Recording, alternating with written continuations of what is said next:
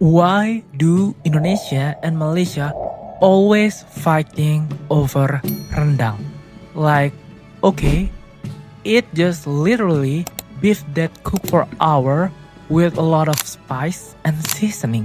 But somehow every year there just going to be explode of fighting in internet about this. So what actually going on here?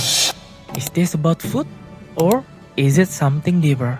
Let's we talk about this. Hi everyone, welcome back to another of my YouTube video. And in this video, I'm going to talk about a very special dish and I also very love this dish. It's about rendang. But first of all, disclaimer, this is not an actual war, you guys. There are no summit of government about this traditional food. Most of the time, this war is just happening on X, TikTok, or any comment section on social media. So, before we picking a side, we dive into what is rendang. Okay, before we go any further, we talk what is even rendang. If you never heard of this before, rendang is just a slow-cooked beef dish that originates from Southeast Asia. It's cooked for hours in coconut milk mixed with chili, lemongrass, galangal, turmeric, and a whole lot of other spices.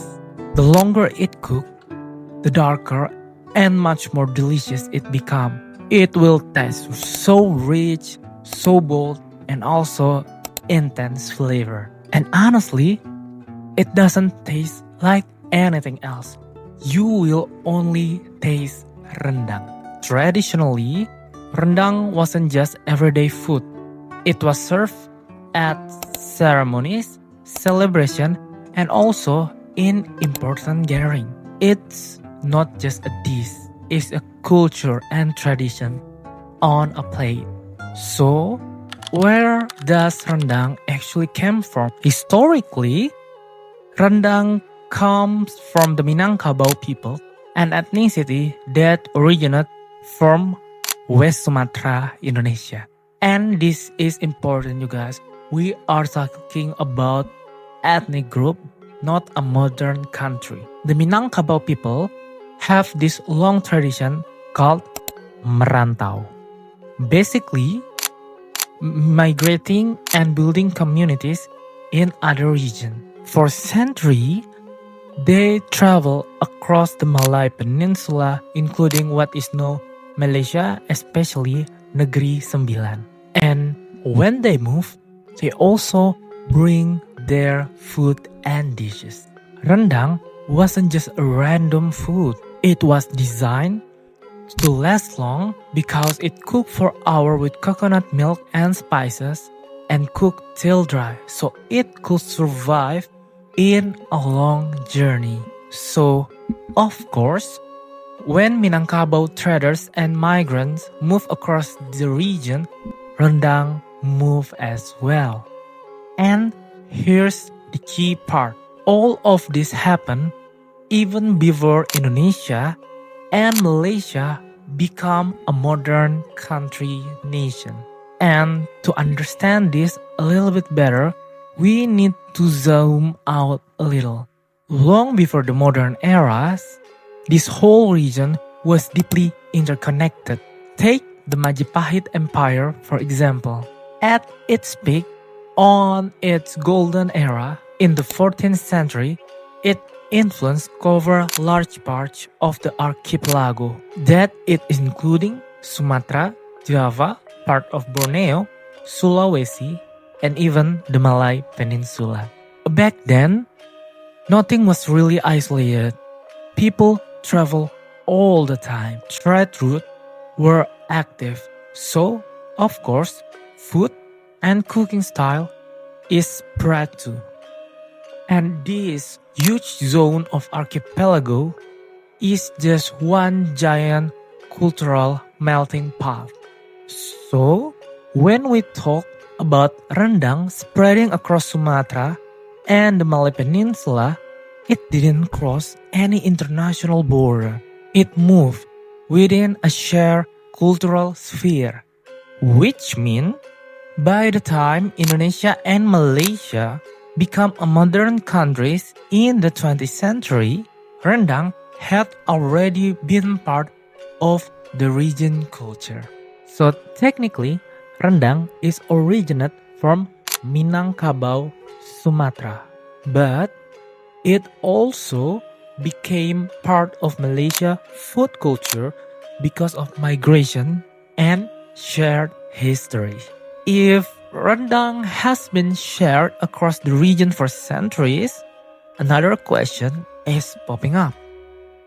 Why do people still arguing about this today? And why this debate keep coming back? So to answer those big questions, I have a few points for you guys. My first point is national identity is relatively new. Modern national identity in Southeast Asia actually is very young. Indonesia only became independent in 1945, followed up by Malaysia in 1957. That's not very long ago. So, cultural symbols such as food, clothing, tradition, it's becoming very important.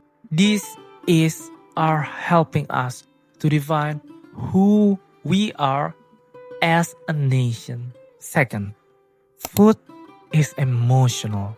Actually, guys, food is very deeply personal and is connected to memories, family, and to how we are raised.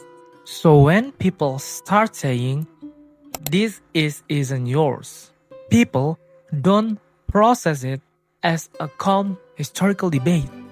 It feels more personal than that, and they will hear it as an attack. My third point about why we are still arguing about rendang is about international recognition anxiety. There's also something intriguing about recognition. In the global stage, smaller countries often worry about cultural recognition.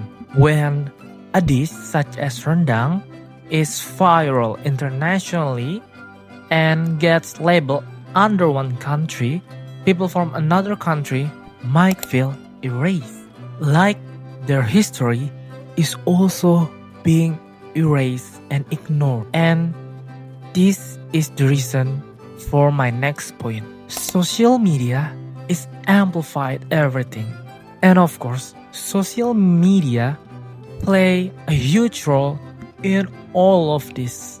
Most of these fights are starting online on social media such as NX, TikTok, even in a YouTube comment section. So basically any social media that have a reply button. Usually, it only takes one post. Maybe someone upload a video saying, this is Malaysia rendang. Or someone make a list about top Indonesian dish and leave Malaysia out. Within minutes, the comment section is turned into a back and forth between Indonesia and Malaysia trying to correct each other. And once people start arguing, the algorithm basically see that as strong engagement. The more comment there are, especially like long back and forth replies, the more the platform assume that this post is actually interesting. So it will push the content out to even more broader wide of people. And when people see this post, more people will jump into the comment section. At this point, it's no longer just a small disagreement. It turns out into a cycle where debate keeps growing, feeding itself, and stretching longer than it probably should. Over time, this cycle is create this impression that these two countries are constantly fighting. But in reality, it often just a lot minority going back and forth while most people are just scrolling. And another thing to consider, social media is also simplifies complex history. Instead of discussion like the migration, shared culture, and pre-modern trade network, everything just gets reduced to one sentence. It's ours. And once it framed that way, the conversation stopped being about history and turns into a competition. And lastly, it's not just about rendang. In the end of the day, it's just not about a long cook or slow cook beef dishes with coconut milk. It's also about identity, recognition, and sometimes insecurity. So, who's on rendang? Is it Indonesia? Is it Malaysia? Or is it even the right question? Rendang was born from people culture. It traveled across the sea. It survived migration, trade, empire, and also colonial border. Long before our modern country even existed, rendang is already here. And maybe the debate it feels so intense is because we are care about these dishes.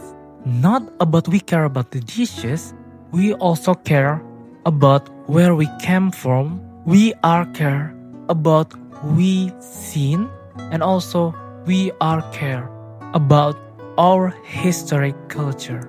But maybe shared history doesn't mean a stolen history. It could be means that we are not as separate as modern map make us believe. So instead asking who does rendang belongs to, maybe we should ask why we feel so connected about it. But in the end, I'll let you decide whose rendang belongs to. But for me, it belongs to this whole Southeast Asia country and to the people who eat and enjoy this dish. This is the end of my video, and I love making this video about all topic of Southeast Asia. What do you guys think? If you guys have any suggestion for me for my next video, just write or typing down on the comment section below. And as always, thank you so much for watching my video. Don't forget to like this video and subscribe to my channel. See you guys in the next video. Take care and stay healthy, you guys. Goodbye.